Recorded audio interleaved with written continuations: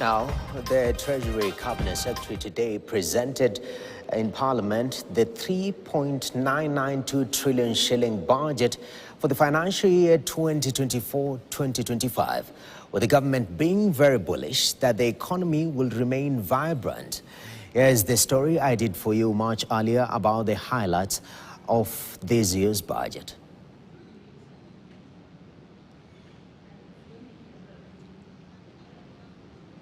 All right, and this particular issue will be taking a look at the revenue-raising measures, and at the same time we'll be taking a look at the way we are planning to spend the money. Is there a balance? This has always been the discussion. Is Kenya living beyond its means? And we've seen Treasury taking great pride in saying that they have reduced the fiscal deficit. That is the difference between the revenue and the expenditure. Let's take a look at this item. The Kenya Kwanza government plans to spend a total of 3.992 trillion shillings, with a mega portion going towards recurrent expenditure, while funds towards development standing at 774 billion shillings. Of this, the recurrent expenditure will amount to Kenya shillings 2,840 billion, or 15.7% of GDP. The development expenditures, including allocations to domestic and foreign finance projects, contingency fund, and even equalization fund, is Kenya shillings 707.4 billion, equivalent to 3.9% of GDP. County governments have been allocated 444.5 billion, which comprises of 400.1 billion for the equitable share of revenue raised nationally, 8.76 billion in additional conditional allocations from the national government share of revenue, and 35.66 billion shillings as conditional allocation from development partners.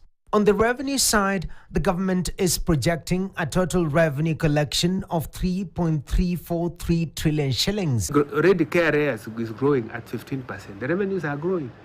And the full impact of the tax measures that have been put in place have not necessarily been felt. It takes time. There are lags in effect. For instance, measures last year that were approved by Parliament, we had a court case. It took a few months, maybe about a month for the court to lift, and then we were able to implement. Some measures were not beginning in July. Some were beginning in September.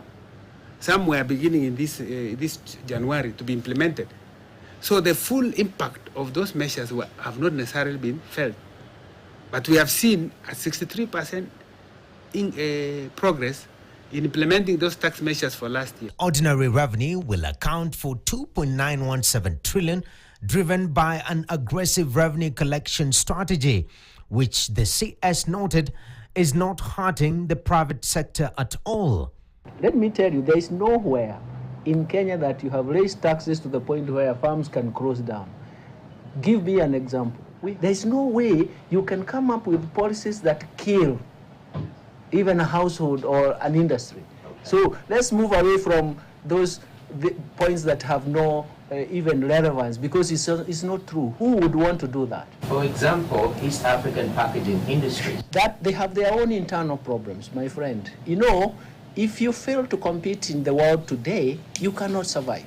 For the coming financial year, the budget deficit will be 597 billion, with plans to borrow 333.8 billion shillings from external sources, compared to domestics 263.2 billion shillings. There are two sides of a coin.